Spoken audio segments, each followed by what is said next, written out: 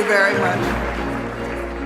I have always felt like the luckiest person in the world because I've always had a cause worth fighting for.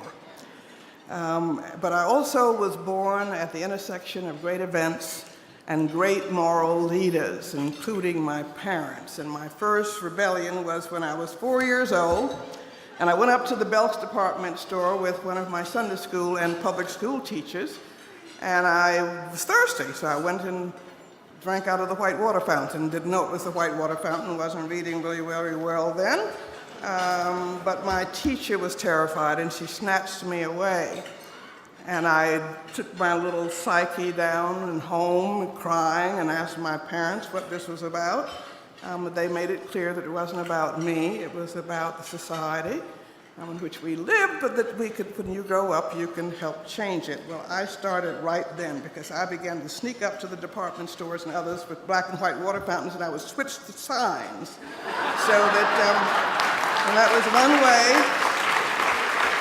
of getting back. But I was also very lucky in that I always had great role models, people who didn't have a whole lot of money, but who showed by the grace of their lives their loves of children and shared what little they had.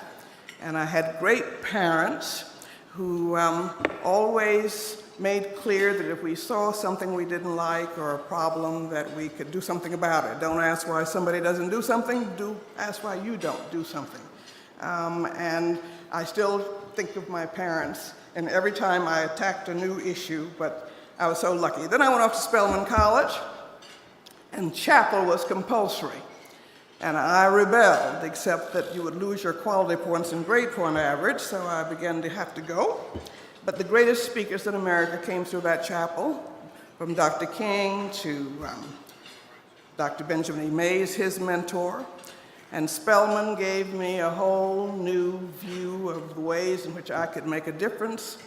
And I'm so grateful for that. And I often ask today, who are our 10 moral leaders in America? Who is Father Ted Hesburgh in higher education? You know, who is our person, Phil Hart or Wayne Morris, or the moral voices in bipartisan ways in the Congress? But again, having been exposed to people who didn't say, why doesn't somebody do something, why don't I do something? And as a child, I was very moved by that. And so when people ask me why I do what I do what I do because my parents did what they did, my community elders did what they did, and because they instilled a sense of justice and efficacy in me from the very beginning. And I'm very grateful, and I'm very grateful for this award. And I'm very grateful to be here with Kaya. She's just a rock star. And it shows you that you believe in children and have high expectations for children, that you can produce miracles. And I'm just very proud of her and delighted to be here with her. This is the most difficult time we've faced for children and for the safety net since I have been alive. We've had many, many changes before. During the Reagan years, the budget came in and they were trying to dismantle the entire safety net. But we decided that we would fight, and that the priority was to keep the laws in place because we lost the infrastructure of the laws that protected children and the poor, that we would take decades, if ever, to get them back. And here we are now facing 50 years later, and we succeeded in many ways. We lost billions of dollars, but we laboriously got it all back, and we continue to try to move forward for our children. But now I think this is the time for us all to come together to sort of figure out what we are going to do to make sure our nation moves forward for all of our children. Something is really wrong in our nation when we let our children be the poorest age group in America. We have 14.5 million children who are poor, and 6.5 million of those live in extreme poverty. The greatest threat to our national security does not come from any external enemy. The greatest threat to our military security does not come from any external enemy in many ways. It comes from our failure to invest in healthy, educated children who are going to be the leaders of the next generation. What is it about us that can tolerate A majority of all of our children, all racial and age group, not being able to read at 4th and 8th grade levels. And a majority of our children, we know what's happening on dropout rates, but over 70, majority of all of our children, all racial groups, cannot read or compute, but over 70% of our Latino children and nearly 80% of our black children in 4th and 8th grade cannot read or compute at grade level. That's sentencing a child to economic and social death. We can do better than that. 70% of our 17 to 24-year-olds cannot get in the military because they cannot read adequately, they have undiagnosed or untreated health problems. Who's going to be our military? Who's going to be representing us in this ever-increasing world? So we should be doing what is right for our children, but we better do it if it's in our self-interest to do, and do what is going to prepare this country to continue to lead the world, and to be competitive in the world. And I just want to make a very singular plea tonight, is that we should end child poverty in America, that we should turn the threat to the safety net and resist it, but by resisting it, we should put forward the proposals that we know are going to lead us forward and end the blight of child poverty in this country. It is a disgrace that 14.5 million children are poor and 6.5 million are extremely poor. And we cannot afford child poverty. We had Bob Solow, the Nobel laureate from MIT, do a cost of child poverty study for us. And he says that keeping 14.5 million children in poverty cost our nation about $500 billion every year, $500 billion in a year in foregone productivity and prison costs and dropouts. We can't afford to continue to do that. And we have this cradle to prison pipeline that we have got to break up. We are spending on average in our states 3 times more per prisoner than for public school pupil. That is about the dumbest investment policy you could have. It's time for us to end. And we know what to do. And we have made significant progress over the last almost 50 years that the Children's Defense Fund has been in existence. It is all at risk, but I'll just tell you, we are not going to go backwards. I don't know what we're going to do, but we're going to move forward. I'm not going to let my grandchildren fight these same battles again. And each of us must stand up and make sure that we continue to move forward. It is unworthy of us as a nation to let our children be the poorest group of citizens, and the younger they are, the poorer they are.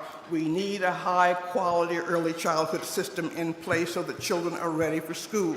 We now have 95% of all children covered by CHIP and Medicaid.